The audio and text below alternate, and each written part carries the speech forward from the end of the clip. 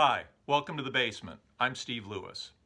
Today I'd like to talk about the year 1979. 1979 was a very strange year for American pop culture and music in general. It's also a very strange year for our old friends, the Beach Boys. As 1979 began, the Beach Boys were about a year and a half into a $8 million record contract with their new label, CBS.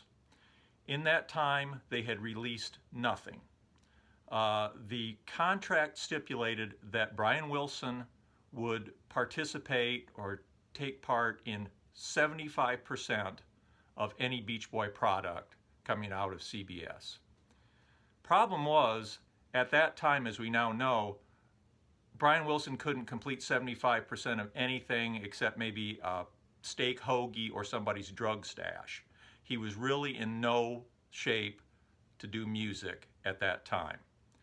The Beach Boys had apparently presented an album called California Feelin' to CBS, which I believe they had also tried to present to their old label, Warner.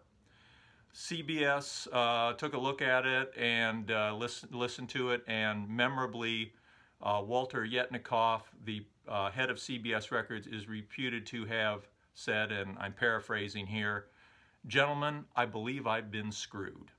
So the Beach Boys went back to the drawing board, and in March of 1979, they finally released their first album on CBS Records. Before we get to that album, let's talk a little bit about where we were as music consumers and as a nation in March of 1979.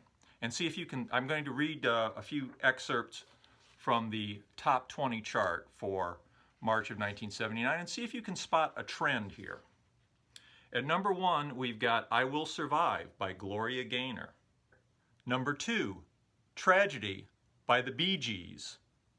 Number 3, Do You Think I'm Sexy, Rod Stewart.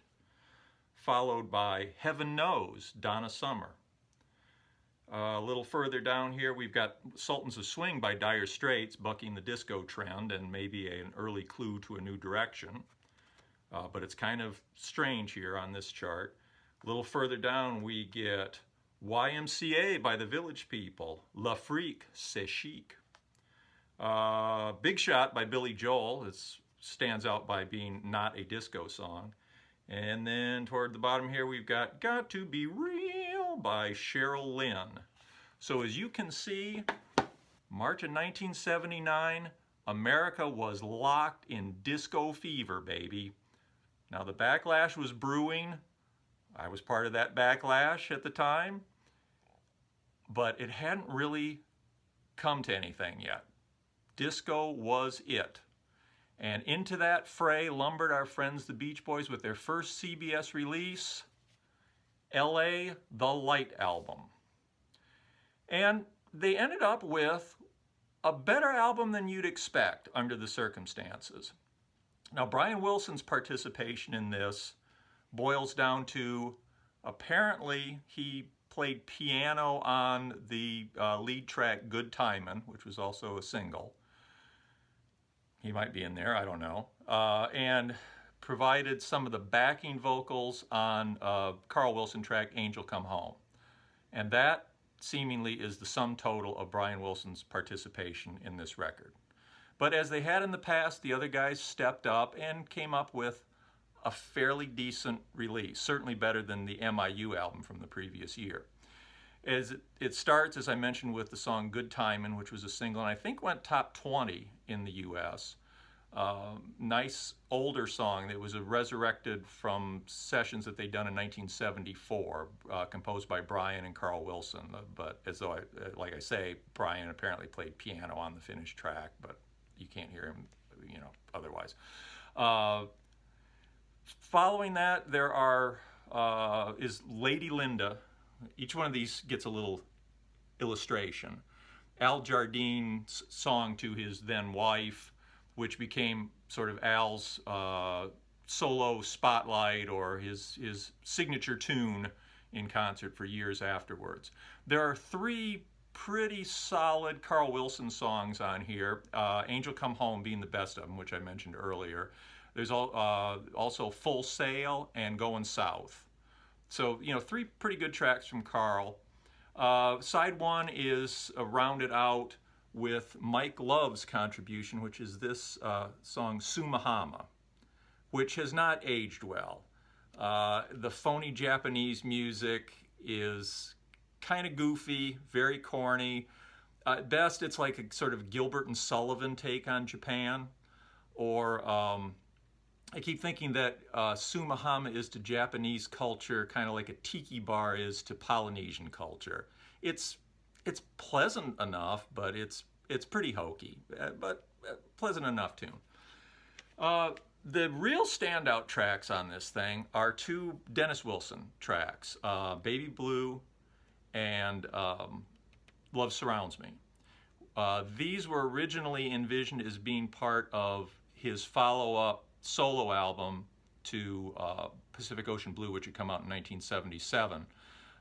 The album was to be called Bamboo. It was almost completed, not released at the time. It was pretty clear by this point that Dennis was not going to be able to get any sort of a viable solo career going, and the Beach Boys needed material desperately to fill out an album. So Baby Blue and Love Surrounds Me ended up here, which is great because we got to hear them. They didn't stay in the can, and they are the strongest things on it. The other 2 tracks on the album are Brian Wilson's own arrangement of Shortenin' Bread, which he doesn't appear on, but it's really sort of the most Brian Wilson thing on it because it's just sort of boogie-woogie piano.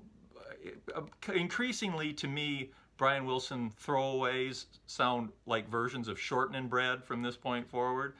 To call it filler is to be charitable. There's nothing to recommend it, and it closes the album, which is really weird. The big track, in more ways than one, was Here Comes the Night, a remake of their track from the 1967 album Wild Honey. And this is a highly discofied version. Bruce Johnston was brought in to produce the record when it became clear that Brian Wilson was not going to be able to participate in any serious way. It was nice to have Bruce back. He'd been out of the band since 1972. I like Bruce, was happy to see him back. He stays with the band now from 79 to currently. He's still touring with the Mike Love version of the Beach Boys. But he was largely responsible, apparently, for a 10-minute plus version of Here Comes the Night that has every disco cliche you can imagine. It's got the cheesy strings, it's got that thump, thump, thump beat. It's like they went out and said, well, what's a disco record consist of? And found every cliche and threw it in here for Here Comes the Night. Now, I think this was useful to them for a couple of reasons. One, clocking in at over 10 minutes, it meant that they didn't have to come up with 3 or 4 additional songs for the album. They could just redo an old song disco style, and they didn't need it that much more material. Not having to do 3 or 4 additional songs at this time was key. The other thing, and it really accomplished this, was it got them a lot of press. I remember that this, it was actually in the papers, the Beach Boys have gone disco, and people weren't excited about the Beach Boys going disco. It wasn't greeted with cheers of elation, but it did get them in the paper, and people at least knew this album was coming out. Unfortunately, by the time it came out and was released as a 12-inch single, which was kind of a new format at the time, these were just beginning to appear in the stores, Mike Love and Brian Wilson and some of the other Beach Boys, I think, but at least those 2, were out giving interviews where they talked about how much they hated disco and that disco was something they didn't understand, didn't want anything to do with. This to promote their disco single. So they kind of made you feel stupid. If you liked it, they made you feel stupid for liking it. So another case of these guys shooting themselves in the foot. The 12-inch here, you've got the long version on the A side, and then on the B side, you have an instrumental version. So if you'd like to hear a Beach Boys track without the Beach Boys, with all the cliches of disco for some reason, this is the track for you. I can't imagine who you would be, but I'd like to meet you because you're a unique individual if you prefer the instrumental version. Another thing that was going on at this time, around the last third of 1978, picture discs became a huge thing. Suddenly the stores were flooded with them. And it was kind of a clever idea because the record companies at the time, and I think they were right about this, figured out that at that time there were more dollars out there to spend on music than there was product to soak it up. People would walk into a record store, flip through the bins of their favorite artists, not see anything new, and walk out again without spending a dime. Records weren't coming out as quickly. Bands were not producing a new album every 6 months. It was taking a year, 2 years, 3, 5 years in some cases. They had slowed down the production, and people wanted to buy records, but they didn't have any records to buy. So somebody came up with a very clever idea. Looking back on novelty records that had come out in the 40s and 50s, mostly kids' records and novelty records, there were picture discs. So suddenly the stores were flooded with these picture discs. Now I only picked up one at the time, which seemed like the one to get, Sgt. Pepper on a picture disc. At first it was not widely known that these didn't play very well. I actually played this. I'll pull it out so you can see it a little better. And it played. I remember that when the stylus would go over this head here, it would go ch as it went over, and some of the big swashes of color would have a hiss. But it played. It's not something you wouldn't play this much, but it worked. Here's the B-side, just the drum, which I thought was kind of unimaginative. But yeah, the stores were flooded with, I'm trying to remember, Bat Out of Hell by Meatloaf, that was one that we saw all the time. Magazine by Heart, Pieces of Eight by Styx, Parallel Lines by Blondie, and everywhere you looked, the 4 Kiss solo albums on picture disc. Man, they were everywhere. Suddenly the stores were flooded with this stuff. So, it being early 1979 and still in the throes of the picture disc era, the Beach Boys put out a picture disc version of the Light album. And I bought this later in a discount bin, but there it is. I'll pull it out and show it to you. So it's the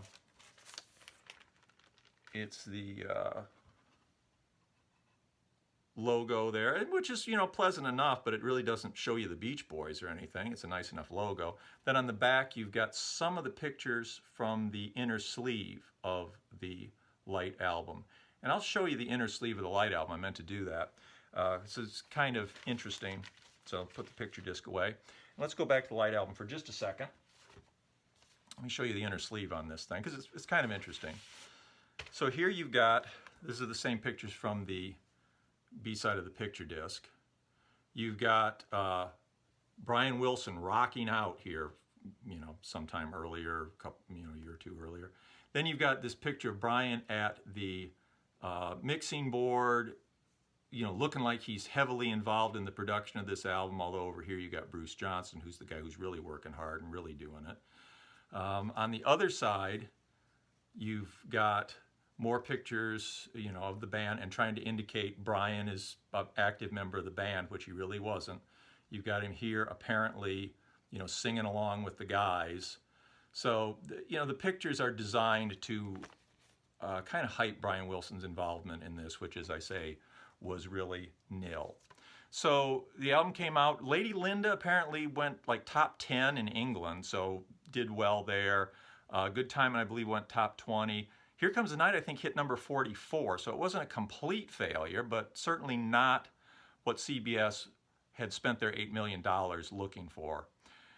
So that was the beginning of 1979 for the Beach Boys.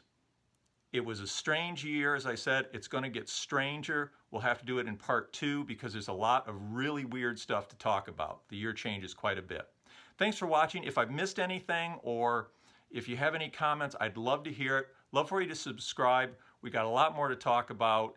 I love this stuff. I'm always trying to find out more. Please comment. Please like and subscribe. Thanks. Bye.